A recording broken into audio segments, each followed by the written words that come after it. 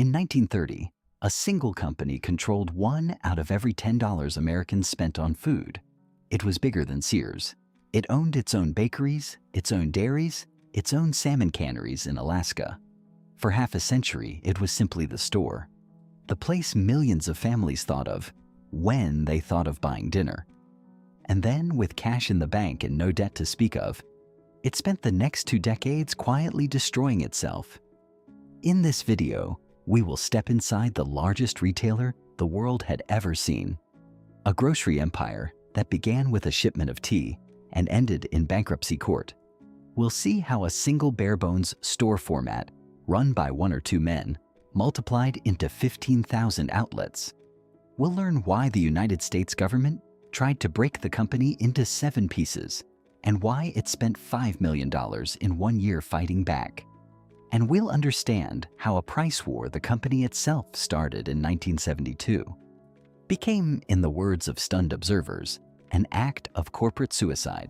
To understand how big A and P became, you have to understand how Americans bought food before it. For most of the 19th century, buying groceries meant standing at a counter and asking a clerk for everything you wanted. You did not touch the goods. You handed over a list.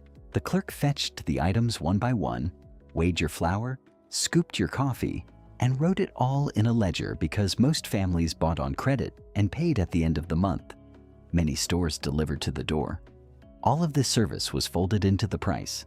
Food was expensive, margins were fat, and the local grocer was a fixture of every neighborhood, a man who knew your name, your debts, and your habits. The Great Atlantic and Pacific Tea Company started in this world, but it never quite belonged to it. It began in 1859 as a mail-order tea business in Lower Manhattan, run by George Gilman and a sharp young clerk named George Huntington Hartford. Their trick was simple and ruthless: buy in enormous volume, cut out the middlemen, and sell for less than anyone else. By acting as both wholesaler and retailer, they could undercut every grocer in the city. It worked. By the 1880s, the company had its own private label brands, 8 O'Clock Coffee among them, and a growing chain of stores. Hartford brought his 2 sons, George and John, into the business. They looked at the cozy credit and delivery world of American grocery and saw waste. Every favor the corner grocer offered had to be paid for somehow. The old way was comfortable. It was also, the Hartfords believed, doomed. The man who changed everything was John Hartford, the founder's son. In 1912, John had an idea that sounded almost foolish. What if you took away everything that made a grocery store pleasant? No credit, no delivery, no clerk to fetch your goods, no premium location on Main Street.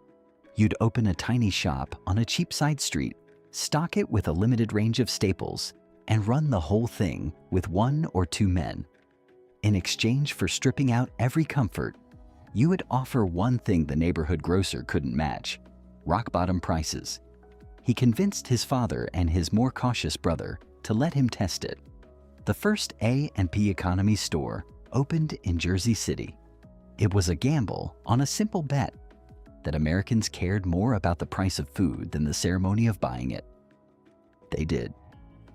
The format was a sensation. Because each store was so cheap to open and so simple to run, A&P could replicate it almost without limit. And replicate it, they did, with a speed that has few parallels in business history. From a few hundred stores before the economy format, the chain exploded. By 1925, it operated nearly 14,000 stores. By 1930, it had around 16,000, ringing up close to $3 billion in sales, roughly $43 billion in today's money. In its operating regions, it held a quarter of the entire grocery market. It was twice the size of the next largest retailer in America, which happened to be Sears. No retailer on earth had ever achieved anything like it. A&P had not just won the grocery business, it had rewritten the rules of how a store could grow. The genius of the economy store was everything it left out. A typical one was small, often just a few hundred square feet, a single, narrow room. There were no shopping carts because there was barely room to turn around. A customer walked in, handed a list to the clerk, and the clerk pulled the items from shelves he could reach without moving his feet. Most stores carried only the fastest-selling staples: flour, sugar, coffee, canned goods, the A&P house brands. Some carried almost no fresh produce at all. Crucially, there was no credit ledger and no delivery wagon. You paid cash, you carried it home yourself. That single change eliminated the two most expensive services in the grocery trade. A store that cost almost nothing to fit out, run by 1 or 2 employees, could undercut a full-service grocer and still turn a profit on razor-thin margins. The Hartfords obsessed over those margins. When gross margins crept up to 22% in the 1920s, they treated it as an emergency and launched a company-wide campaign to push prices back down. But the low price on the shelf was only the visible tip of something much larger. Behind it stood one of the most complete industrial supply chains any retailer has ever built. A&P did not simply buy food and sell it. It made the food. It owned bakeries that produced its Jane Parker cakes and breads. It owned dairy operations. It roasted its own coffee. 8 o'clock, Bocar, Red Circle, buying green beans by the shipload and selling fresh ground coffee at prices the competition couldn't touch. It ran salmon canneries, operated warehouses, and at one point even bought directly from farmers through its own produce brokerage. This is called vertical integration, and almost no grocer of the era had it on this scale. The effect was profound. Every step a rival had to pay an outside supplier for, A&P did in-house and kept the markup. When you bought a tin of A&P salmon, the company had caught it, canned it, shipped it, and shelved it. It was, in every meaningful sense, the Walmart of its day, except that it manufactured a huge share of what it sold. The price on the shelf wasn't a discount. It was the natural output of a machine built to remove cost at every single stage.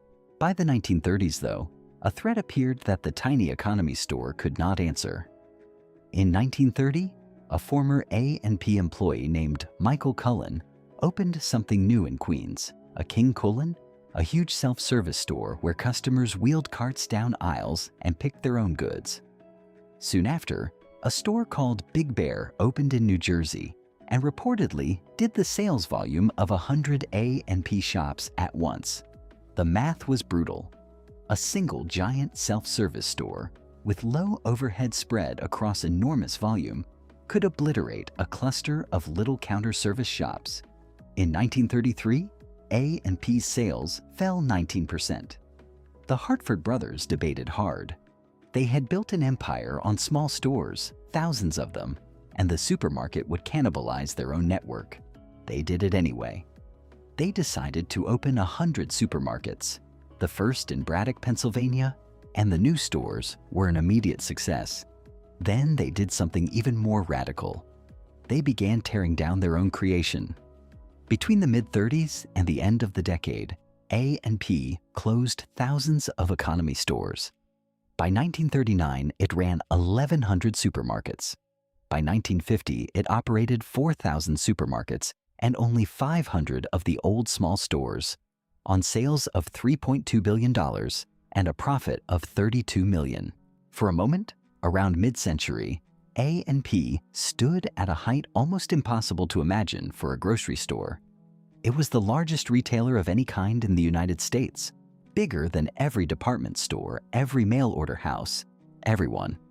Time magazine, putting the Hartford brothers on its cover in 1950, reported that next to General Motors, A&P sold more goods than any retailer in the world. The brothers themselves remained plain men, suspicious of debt, devoted to the business. John Hartford ran the company into his late 70s, restless and demanding, constantly pushing his managers to keep pace with a changing country. The whole operation reflected him: disciplined, frugal, brilliant at squeezing cost, loyal to its own way of doing things. That loyalty was about to become the most dangerous thing the company owned. The trouble came from 3 directions at once, and the company saw none of them clearly. The first was the government. A&P's very efficiency made it a target. Through the late 30s and 40s, prosecutors argued that the chain used its size to push prices so low that ordinary grocers couldn't survive, that it was, in effect, too good at being cheap. In 1946, a federal judge ruled the Hartford brothers, then in their 70s, had conspired to restrain trade. By 1949, the government wanted the company split into 7 separate firms and its factory spun off. A&P fought back ferociously, spending around $5 million on advertising in a single year, warning customers their food would cost more, even setting up front groups to carry its message. It survived. The case was finally settled under a friendlier administration in 1953. But the fight had consumed years of the company's attention. The second blow was quieter and far deadlier. In 1951, John Hartford died. He had been the engine, the man who tore down the economy stores, who forced the leap to supermarkets, who never let the company grow comfortable. His successors had his frugality, but not his nerve, and the company's ownership structure made boldness almost impossible. Most of the profit flowed out as dividends to the Hartford Foundation and the family's heirs, who needed the income. A&P refused to take on debt, so while rivals borrowed and built enormous modern stores out in the booming suburbs, A&P starved its own stores of capital. By 1970, its supermarkets were smaller, older, and shabbier than the competition's, relics in a country that had moved to the suburbs without them. By the early 70s, having quietly lost its crown as America's biggest supermarket chain to Safeway, A&P made its desperate move. The third blow it inflicted on itself. In 1972, it converted thousands of its stores to a new discount format called WEO, where economy originates, and slashed prices across the board to win customers back. It was the economy store gamble all over again 60 years later. But this time, the company had no cost machine left to support it. Margins collapsed. A&P touched off an industry-wide price war that bled everyone. Kroger, Grand Union, and the rest took bloodbaths. But A&P bled worst of all, reporting a loss of around $51 million in a single year. Observers openly wondered whether the company had just committed suicide. A&P never recovered. In 1979, the Hartford heirs sold control to a German company, Tengelmann. Stores closed by the thousands. Whole regions were abandoned. The chain limped through a series of owners and finally filed for bankruptcy in 2015. The largest retailer the world had ever seen simply ceased to exist. But its fingerprints are everywhere. Every time someone walks into a store, takes a card, fills it with whatever they like, and pays cash at a checkout lane.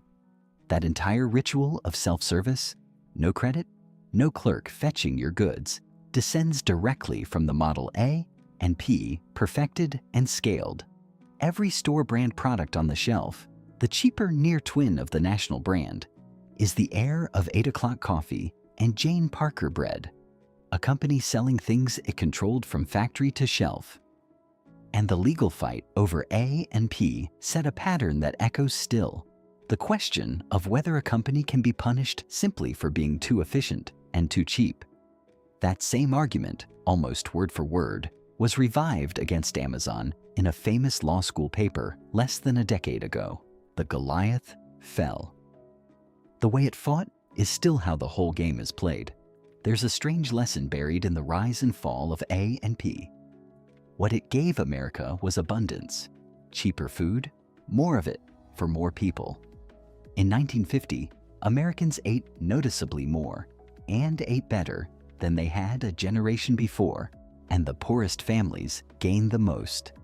A company built on stripping away comfort ended up feeding a nation. What it lost was harder to name. The corner grocer who knew your name, the clerk who weighed your coffee by hand. A whole texture of daily life traded away, one efficiency at a time, for a lower number on a price tag. Few people mourned it because the trade felt worth it. It usually does.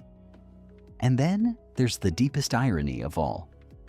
The discipline that built the empire, the loyalty, the frugality, the unwavering faith in its own proven way, was the very thing that wouldn't let it change when the world did. A&P didn't die because it was weak. It died because it could not stop being what had made it strong. The biggest store in the world forgot the one thing it had taught everyone else. Nothing stays cheap forever. The supermarket didn't just appear. Someone had to invent the cart, the aisle, the checkout lane, the whole idea that you'd serve yourself. And the man who first put wheels under a grocery basket had to practically beg shoppers to use it. If you want to understand how the shopping cart was born and why customers at first refused to touch it, I have the full story waiting for you, right here. This is how America worked. Stay curious.